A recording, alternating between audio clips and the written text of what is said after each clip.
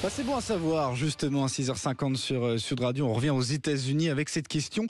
Quand va-t-on connaître le nom du prochain président des États-Unis? Bonjour Jean-Baptiste Noé.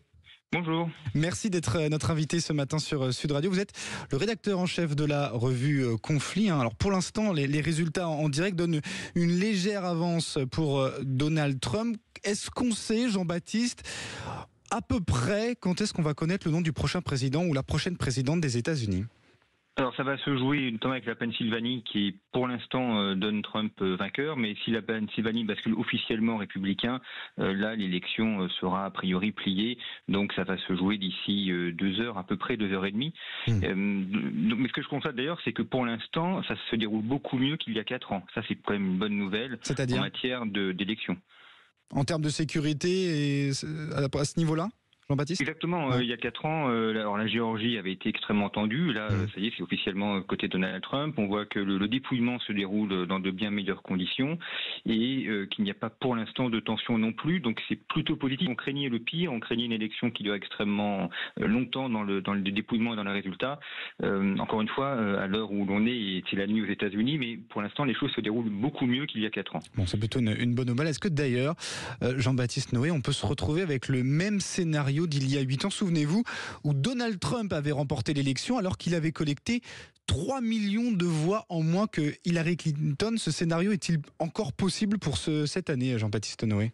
Alors apparemment non, puisque pour l'instant là aussi Donald Trump est en tête ce qu'on appelle le vote populaire, donc il a la majorité des voix, il était à peu près à 68 millions, Kamala Harris à 57 millions, mais d'ailleurs c'était aussi un enjeu de l'élection. Donald Trump a fait campagne en Californie et à New York, qui sont des États perdus pour les républicains, mais parce qu'il voulait avoir la majorité des voix au niveau national, au niveau des États-Unis, et c'est plutôt en bonne voie pour l'instant aussi.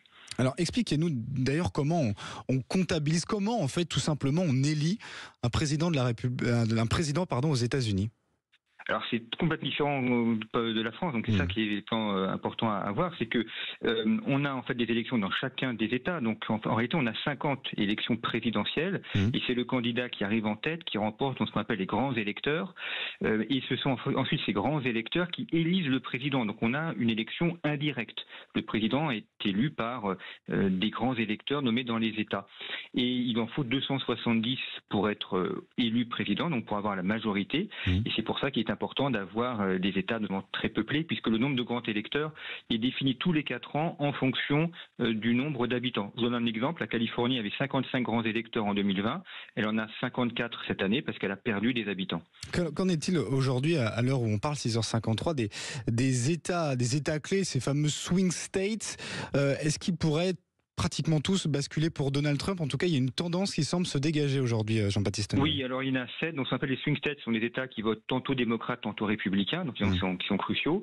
Sur les 7 États, il y en a 2 qui sont officiellement gagnés par Donald Trump, donc pour l'instant il y en a 2 sur 7, et sur les autres, Donald Trump est en tête, avec un dépouillement qui oscille entre 70 et 90%. Alors c'est pas complètement joué pour lui, parce que notamment il y a les villes qui votent essentiellement démocrates, donc il pourrait faire basculer l'État côté démocrate, mais il est vrai que pour l'instant la tendance est en faveur de Donald Trump. D'ailleurs, Kamala Harris, c'est ce que disait Clément Barguin tout à l'heure, dans son info en plus, qui devait s'exprimer du côté de Washington. Finalement, elle ne s'exprimera pas.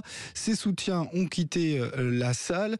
Est-ce que c'est pas quand même pas bon signe, ça. C'est ce que j'allais vous dire. Est-ce que c'est quand même un indice? Dans une soirée électorale, quand vous avez un camp qui dit rien, qui ferme les portes, et l'autre qui s'exprime, c'est que visiblement tout le monde a compris qui avait gagné et qui avait perdu. Donc effectivement, ça c'est un indicateur très puissant du résultat probablement final. D'ailleurs, Donald Trump, on l'entendait tout à l'heure avec ses acclamations de joie qui étaient du côté de Mar-a-Lago en Floride. Lui, c'est tout l'inverse. Est-ce que d'ailleurs Donald Trump pourrait, dans les prochaines minutes, s'exprimer, ça c'est sûr, mais pourrait dire j'ai gagné même avant les 270 fameux grands électeurs? Oui, parce qu'il y a des tendances, comme toute élection, c'est pareil en France. Quand on voit des États clés qui votent majoritairement républicains, on sait dire aussi que dans les autres États clés, les républicains seront en tête.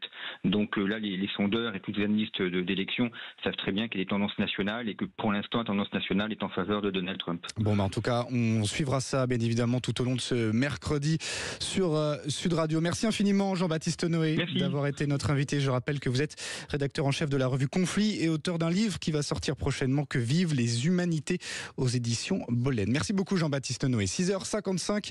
Allez, c'est l'heure de retrouver Jean-Jacques Bourdin.